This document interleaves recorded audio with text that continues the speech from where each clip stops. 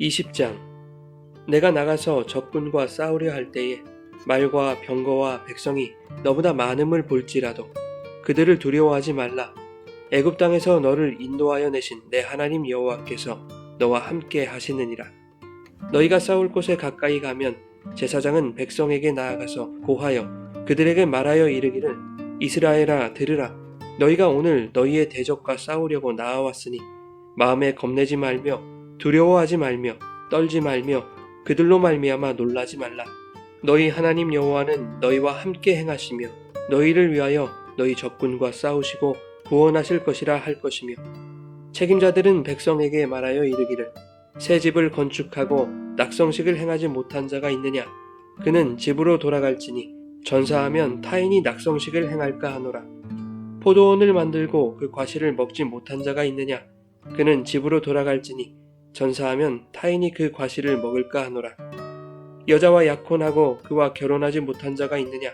그는 집으로 돌아갈지니 전사하면 타인이 그를 데려갈까 하노라 하고, 책임자들은 또 백성에게 말하여 이르기를, 두려워서 마음이 허약한 자가 있느냐? 그는 집으로 돌아갈지니 그의 형제들의 마음도 그의 마음과 같이 낙심될까 하노라 하고, 백성에게 이르기를 마친 후에 군대의 지휘관들을 세워 무리를 거느리게 할지니라. 내가 어떤 성읍으로 나아가서 치려할 때에는 그 성읍에 먼저 화평을 선언하라. 그 성읍이 만일 화평하기로 회답하고 너를 향하여 성문을 열거든 그 모든 주민들에게 내게 조공을 바치고 너를 섬기게 할 것이요, 만일 너와 화평하기를 거부하고 너를 대적하여 싸우려 하거든 너는 그 성읍을 애워쌀 것이며, 내 하나님 여호와께서 그 성읍을 내 손에 넘기시거든 너는 칼날로 그 안의 남자를 다 쳐 죽이고, 너는 오직 여자들과 유아들과 가축들과 성읍 가운데 있는 모든 것을 너를 위하여 탈취물로 삼을 것이며, 너는 내 하나님 여호와께서 내게 주신 적군에게서 빼앗은 것을 먹을지니라. 내가 내게서 멀리 떠난 성읍들 곧 이 민족들에게 속하지 아니한 성읍들에게는 이같이 행하려니와, 오직 내 하나님 여호와께서 내게 기업으로 주시는 이 민족들의 성읍에서는 호흡 있는 자를 하나도 살리지 말지니, 곧 헷 족속과 아모리 족속과 가나안 족속과 브리스 족속과 히위 족속과 여부스 족속을 내가 진멸하되 내 하나님 여호와께서 내게 명령하신 대로 하라. 이는 그들이 그 신들에게 행하는 모든 가증한 일을 너희에게 가르쳐 본받게 하여 너희가 너희의 하나님 여호와께 범죄하게 할까 함이니라. 너희가 어떤 성읍을 오랫동안 에워싸고 그 성읍을 쳐서 점령하려 할 때에도 도끼를 둘러 그곳의 나무를 찍어내지 말라. 이는 너희가 먹을 것이 될 것임이니 찍지 말라.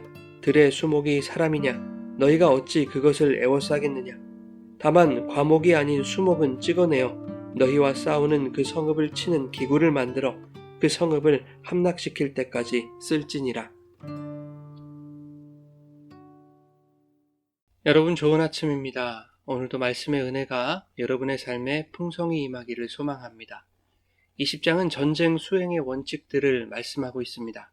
이것은 가나안 족속과의 전쟁뿐만 아니라 일반적인 전쟁, 즉 가나안 족속이 아닌 다른 성읍들과의 전쟁에도 적용되는 원칙입니다. 1절부터 9절까지는 모든 전쟁에 공히 요구되는 군사들이 가져야 할 자세와 제사장의 역할, 그리고 군사를 모병하는 기준에 대해서 가르칩니다. 먼저 1절에는 이렇게 말씀하고 있습니다. 전쟁에 나아갈 때에 적군의 말과 병거와 군사가 이스라엘보다 더 많더라도 두려워하지 말라는 것입니다.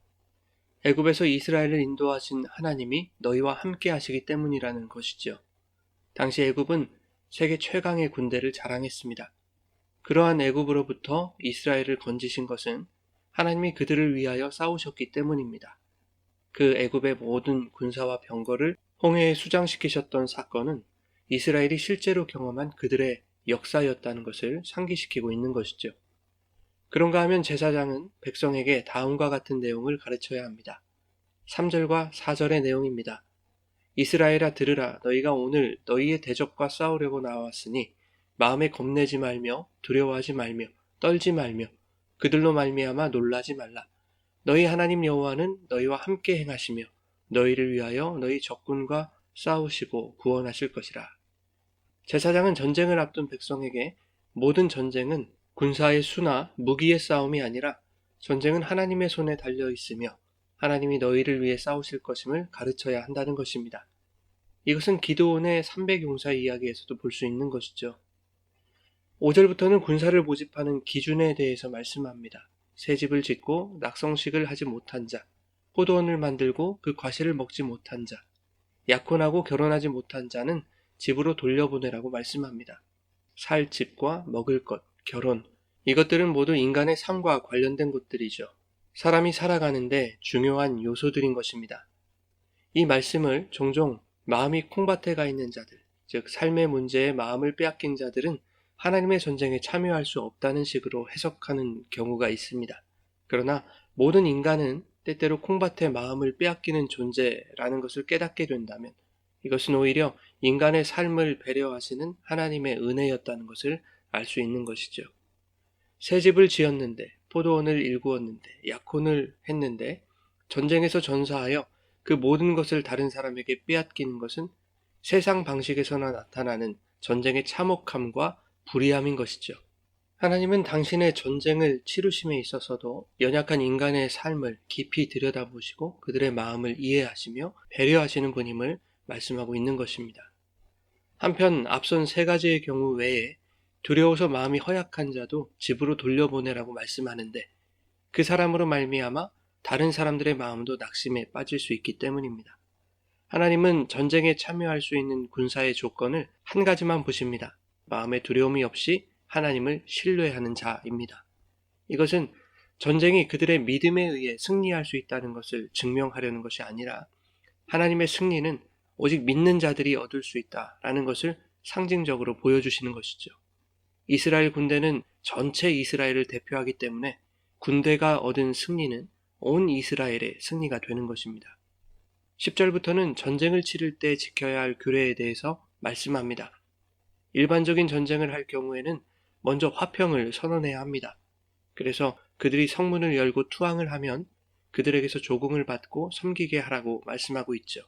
그러나 투항하지 아니하고 대적하거든 성읍의 남자들을 다 쳐 죽이고 성읍 가운데 있는 모든 것을 탈취물로 삼으라고 말씀합니다. 가나안 땅과 전쟁을 할 경우에는 조금 다른 원칙이 적용되었습니다. 하나도 남김없이 모두 진멸하라는 것입니다. 가나안 땅은 하나님이 이스라엘에게 기업으로 주신 땅이고 이미 그 땅에 사는 가나안 족속들은 우상 숭배를 행하고 있었기 때문에 이스라엘로 범죄에 빠지게 할 것을 우려하셨기 때문입니다. 하나님의 백성이 가증한 풍속에 물들지 않게 하시기 위해서는 그 땅을 철저히 진멸하는 것이 우상 숭배를 근절하는 확실한 방법이 되는 것이죠. 그러므로 가나안 땅에 대한 진멸을 명령하시는 것은 잔인한 학살을 명하신 것이 아니라 이방의 우상과 타협해서는 안 된다는 엄중한 경고이죠. 또한 가나안 족속들과 어떠한 언약이나 조약을 체결하여 하나님과의 언약 관계를 깨뜨리는 일을 원천적으로 봉쇄하시려는 것입니다. 선택하신 백성이 우상에 빠지지 않고 오직 하나님을 섬기며 그들에게 허락하신 기업을 누리고 복된 삶을 살게 하시려는 자기 백성을 위하시는 하나님의 사랑인 것이죠. 비록 가나안 족속들을 모두 멸하라고 하셨지만 여리고 성읍의 기생 라합의 경우에서 보는 바와 같이 가나안 족속이라 할지라도 여호와를 인정하는 자들에게는 은혜와 자비를 베푸셨을 것입니다. 본문이 강조하는 것은 우상숭배의 척결이라는 차원에서의 진멸의 강조점이 있는 것이죠. 19절부터 마지막까지는 과실수는 베지 말고 과실수가 아니면 베어서 무기를 만들어도 좋다라고 말씀하십니다. 아무리 전쟁이라 하더라도 무분별한 파괴 행위를 행하지 말라는 것입니다. 당시의 이방 군대들처럼 모든 것을 짓밟고 파괴하여 폐허로 만드는 것을 금하시는 것입니다. 정복할 성읍의 과실수를 베지 못하게 하시는 것은 승리 이후에 그 과실을 먹게 하실 것을 소망하도록 하시는 것이기도 하지요. 반드시 승리할 것이고 그 땅의 과실을 먹게 될 것이라는 것입니다. 그러니 모든 것을 짓밟는 것을 금하시는 것은 자기 백성이 살아갈 터전과 누려야 할 것들을 보존하시려는 하나님의 사랑과 배려인 것이죠. 사랑하는 여러분, 전쟁을 통해서도 하나님은 우리를 위한 당신의 사랑을 보여주십니다. 하나님이 우리를 위해 싸우시는 성도의 신앙생활 가운데 하나님은 우리의 사정과 형편을 세심하게 살피시고 우리의 믿음 없음도 징계하지 않으시며 너그럽게 품어주심으로 마침내 세상을 이기고 천국을 얻는 기쁨을 얻게 해주실 것입니다.